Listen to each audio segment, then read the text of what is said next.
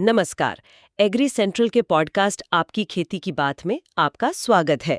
मैं हूं आपकी होस्ट और मैं हूं आपका साथी एक्सपर्ट। धान की फसल हम सब जानते हैं कितने किसानों के लिए कितनी जरूरी है। पर कभी सोचा है पत्तियों पर वो जो भूरे भूरे धब्बे दिखते हैं वो शायद एक बड़ी समस्या का संकेत हो, शीथ ब्लाइट। हाँ बिल्कुल, और ये ऐसी चीज है ना कि अगर वक्त पर ध्यान ना दिया तो सारी मेहनत पर पानी फिर सकता है। सही कहा। ये शीथ ब्लाइट जो एक फफूंद मतलब फंगस से होती है, अक्सर शुरू में पता ही नहीं चलती। जी, और जब तक लक्षण साफ दिखते हैं तब तक तो नुकसान काफी बढ़ चुका होता है। तो इसीलिए आज हम इसी शीथ ब्लाइट पर थोड़ी गहराई से बात करेंगे। हमारे पास जो जानकारी है उसमें इसकी पहचान, ये क्यों फैलती है, कब ज्यादा फैलती है और सबसे जरूरी इसे रोके कैसे, और अगर हो जाए तो कंट्रोल कैसे करें, ये सब शामिल है। हाँ, मकसद यही है कि इस आम सी लगने वाली पर गंभीर बीमारी को ठीक से समझें ताकि फसल बच सके। बिल्कुल। तो चलिए शुरू करते हैं। सबसे पहले ये शीथ ब्लाइट आखिर है क्या भला? देखिए, शीथ ब्लाइट का कारण है एक फफूंद। नाम है इसका राइजोक्टोनिया सोलानी। राइजोक्टोनिया सोलानी। अच्छा जी, और ये जो फफूंद है ये मिट्टी में या फिर वो जो पिछली फसल के टुकड़े रह जाते हैं ना खेत में, उनमें जिंदा रह सकती है। अरे मिट्टी में। हाँ, और फिर हवा से या सिंचाई के पानी के साथ ये फैल जाती है। अच्छा, मतलब ये एक तरह से मिट्टी में छुपी इंतजार करती है। ये तो वाकई चिंता की बात है। और ये फसल को कब पकड़ती है, मतलब किस स्टेज पर? धान में जब कल्ले निकलने लगते हैं उस समय से लेकर दाना बनने तक ये कभी भी असर कर सकती है। और जैसा आपने कहा, इसका मिट्टी में रहना इसे और खतरनाक बनाता है। अगली फसल के लिए ये तैयार बैठी रहती है। तो फिर किसान पहचाने कैसे इसे? शुरुआत कैसे होती है? लक्षण क्या है? शुरू में क्या होता है, पानी की सतह के पास जो पत्तियां होती है ना, या शीत, उस पर अंडाकार से या टेढ़े मेढ़े हरे भूरे रंग के धब्बे दिखते हैं। हरे भूरे? मतलब एकदम से शायद पता ना चले। हाँ, शुरू में थोड़े हल्के होते हैं, लेकिन अगर ध्यान नहीं दिया तो ये धब्बे बड़े होने लगते हैं। और फिर इनका बीच का हिस्सा राख जैसा भूरा सफेद सा हो जाता है और किनारे किनारे गहरे बैंगनी भूरे रंग के हो जाते हैं। अच्छा, और अगर संक्रमण बहुत बढ़ गया तो ये धब्बे पूरी पत्ती पर फैल जाते हैं, पत्तियां सूख जाती हैं और पौधा मर भी सकता है। बाप रे, मतलब काफी गंभीर हो सकता है ये तो। और आपने सही कहा, शुरू में वो हरे भूरे धब्बे शायद उतने अलग न लगे। किन हालात में ये ज्यादा तेजी से फैलती हैं? कोई खास मौसम या तापमान? जी, इसके लिए दो चीजें बहुत जरूरी हैं। एक तो बहुत ज्यादा नमी, मतलब हवा में 90% से ज्यादा नमी हो। 90%? काफी ज्यादा है ये तो। हाँ, और दूसरा तापमान। करीब 28 से 32 डिग्री सेल्सियस के बीच का तापमान इसे बहुत पसंद है। और खेत में हम जो करते हैं जैसे खाद डालना या रोपाई, उससे भी कुछ फर्क पड़ता है? बिल्कुल पड़ता है। जैसे अगर नाइट्रोजन खाद जरूरत से ज्यादा डाल दी। अच्छा। या फिर पौधे बहुत पास पास लगा दिए, एकदम घने, तो पौधों के बीच हवा कम चलती है, नमी बनी रहती है। ये फफूंद के लिए बहुत अच्छा माहौल बन जाता है। समझ गई। ज्यादा नाइट्रोजन और घनी रोपाई से बचना चाहिए। जी, और एक और अहम बात, ये राइजोक्टोनिया सोलानी सिर्फ धान का ही दुश्मन नहीं है। ओह, और किस पर असर डालता है? ये मूंग, सोयाबीन, आलू, टमाटर, बैगन, इन जैसी फसलों को भी नुकसान पहुंचा सकता है। ओए, मतलब ये तो एक फसल से दूसरी में भी जा सकता है या मिट्टी में रहकर दूसरी फसल को पकड़ सकता है। हाँ, इसलिए पूरे खेत का स्वास्थ्य देखना जरूरी हो जाता है। बिल्कुल। तो अब आते हैं सबसे जरूरी सवाल पर। इसे रोकें कैसे? पहले से क्या तैयारी करें किसान? देखिए, रोकथाम के लिए ना कई कदम उठाने चाहिए।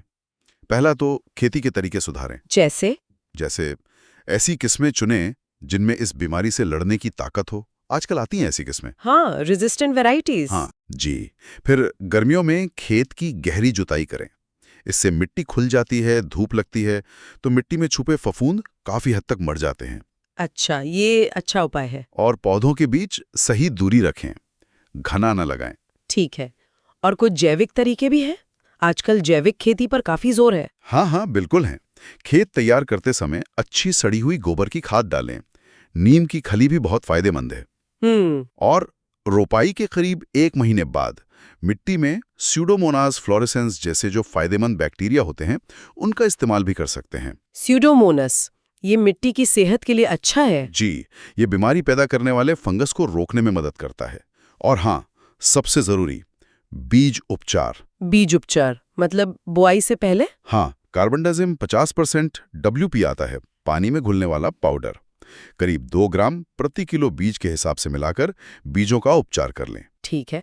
और पानी का मैनेजमेंट, उसका भी कुछ रूल होगा? खेत में ना जाए। सही बात है। अच्छा, ये तो हुई रोकथाम की बात, पर मान लीजिए इतनी सावधानी के बाद भी बीमारी आ गई खेत में, तब क्या करें? हाँ, अगर बीमारी आ ही गई तो फिर नियंत्रण के उपाय करने पड़ेंगे। इसमें भी पहले जैविक तरीके आजमा सकते हैं, जैसे ट्राइकोडर्मा विरिडे या वही स्यूडोमोनास फ्लोरेसेंस। इनका घोल बनाकर शाम के समय फसल पर छिड़काव करें। शाम के समय क्यों? क्योंकि ये जो जैविक एजेंट है, ये तेज धूप में उतने असरदार नहीं रहते। शाम का ठंडा मौसम इनके लिए बेहतर होता है। अच्छा, ये ध्यान रखने वाली बात है। और अगर संक्रमण ज्यादा फैल गया हो, जैविक से काबू ना आ रहा हो तो? हाँ, अगर लगता है कि जैविक उपाय काफी नहीं है और नुकसान बढ़ रहा है, तो फिर रासायनिक फफूंदनाशक यानी फंजीसाइड का इस्तेमाल करना पड़ सकता है। कौन से केमिकल असरदार होते हैं इसके लिए? कुछ कॉम्बिनेशन अच्छे काम करते हैं, जैसे एज़ोक्स्ट्रोबिन के साथ ट्राइसाइक्लोजोल का मिश्रण आता है। ओके। या फिर हेक्साकोनाजोल के साथ जिनीब, या फिर प्रोपिकोनाजोल भी है। ठीक है। बस ध्यान ये रखना है कि जो भी दवा इस्तेमाल करें उसकी सही मात्रा लें जो पैकेट पर लिखी होती है। और आमतौर पर प्रति एकड़ करीब 200 लीटर पानी में मिलाकर छिड़काव करना होता है। तो मतलब ये नहीं कि बस एक ही चीज कर ली, पूरा एक प्लान बनाना पड़ेगा। रोकथाम भी और जरूरत पड़े तो कंट्रोल भी, दोनों का बैलेंस। एकदम सही कहा आपने। इसी को इंटीग्रेटेड मैनेजमेंट कहते हैं। खेत पर नजर रखना, संतुलित खाद, पानी देना और जैसे ही लक्षण दिखें सही कदम उठाना, यही सबसे अच्छा तरीका है। बिल्कुल। तो कुल मिलाकर बात यह है कि शीत ब्लाइट को हल्के में लेना धान की पैदावार के लिए बहुत महंगा पड़ सकता है। खेत की रेगुलर निगरानी बहुत जरूरी है। जी हाँ, संतुलित उर्वरक प्रबंधन और समय पर सही उपाय। और ये भी याद रखना है कि ये फफूंद दूसरी फसलों को भी तंग करती है, तो पूरे खेत की साफ सफाई और मैनेजमेंट लंबी अवधि में फायदा देगा। हाँ, ये बात जरूर ध्यान में रखनी चाहिए। अच्छा, जाते जाते एक सवाल मन में आ रहा है। आपने बताया कि ये राइजोक्टोनिया सोलानी मिट्टी में रहती है और कई फसलों पर असर करती है। तो जिन इलाकों में इसका प्रकोप ज्यादा है, वहाँ फसल चक्र मतलब क्रॉप रोटेशन की जो हमारी रणनीतियां हैं, उन पर इसका क्या लंबा असर हो सकता है? क्या हमें अपने पारंपरिक फसल चक्र को बदलने की जरूरत पड़ सकती है इसके कारण? ये वाकई एक बहुत महत्वपूर्ण सवाल है। बदलते माहौल में और ऐसी स्थायी बीमारियों के चलते हमें अपनी खेती की योजनाओं को, जिसमें फसल चक्र भी शामिल है, शायद और ज्यादा लचीला और सोच समझकर बनाने की जरूरत पड़ेगी। ये भविष्य के लिए एक चुनौती भी है और एक अवसर भी। बिल्कुल। इस बेहद उपयोगी जानकारी के लिए आपका बहुत बहुत धन्यवाद। सुनने के लिए आप सभी का भी धन्यवाद। एग्री सेंट्रल पॉडकास्ट आपकी खेती की बात में हम ऐसे ही खेती से जुड़े जरूरी और ट्रेंडिंग विषयों पर जानकारी लाते रहेंगे जो हमारे किसान भाई बहनों के काम आ सकें। तो जुड़े रहिए हमारे साथ, अगले एपिसोड में फिर मिलेंगे।